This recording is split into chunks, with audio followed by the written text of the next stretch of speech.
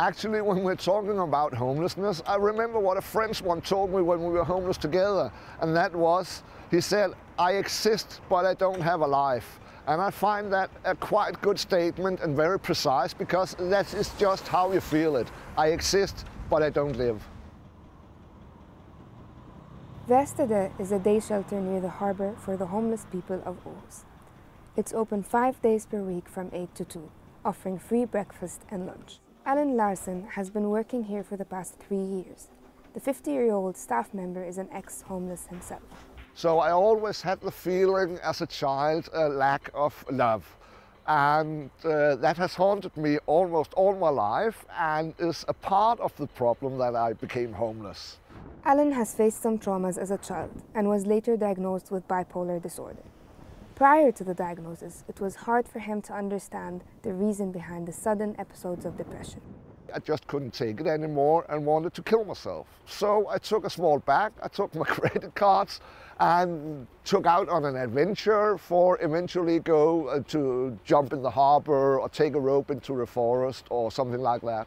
He came to Aarhus 12 years ago, and one of the homeless people he'd met back then told him about Værestedet. So here we have it, we're inside Værestedet. As you notice, there's no one here. Actually, we're after closing time. And the reason why we're doing this after closing time is because many of those who are using our place don't want to be noticed in the public, so they don't like to be on camera. So that is the reason why we take this part after closing time. The total number of homeless people who live on the street in Aarhus has increased by almost 22% since 2009. Now, there are 648 people. Værestedet provides homeless people with a safe haven where they're not judged, controlled, or forced to do anything. If, however, someone asks the staff for help, they would guide them as to where and how they can receive this help. Dennis is one of the homeless people who regularly visits Værestedet.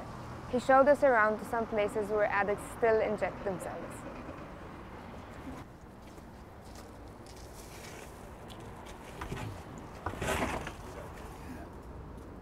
They cleaned up the fucking needles. This is not an injection room here.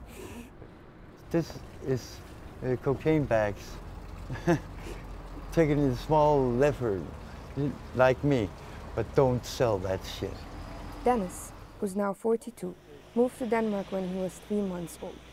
He settled here with his Danish mother, siblings, and American father who was abusive. And he beat my mother, he beat all my siblings, and he tortured and raped me. I didn't want to say that, but I just did. Which kind of a father puts his own son at 7 years old in a bucket full with acid sulfate? At the age of 14, Dennis ran away, and he's been taking drugs ever since. Dreams for his future? He has none.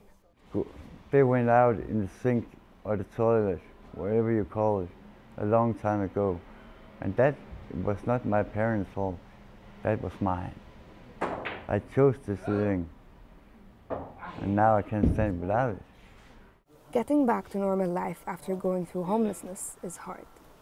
But Allan was still able to move forward and even get a job and an apartment. I'm 50, I'm getting older, I'm getting wiser, and hopefully I'm going to live there for the rest of my life. Actually, that's my plan, but I've been living there more than twice as long as I ever lived any place before.